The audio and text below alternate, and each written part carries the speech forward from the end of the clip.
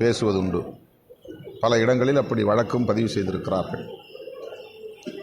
படுகொலை நடந்தது என்று சொன்னால் கூட அப்பட்டமான படுகொலையாக இருந்தாலும் உடனடியாக அதை படுகொலை என்று காவல்துறை ஏற்றுக்கொள்வதில்லை.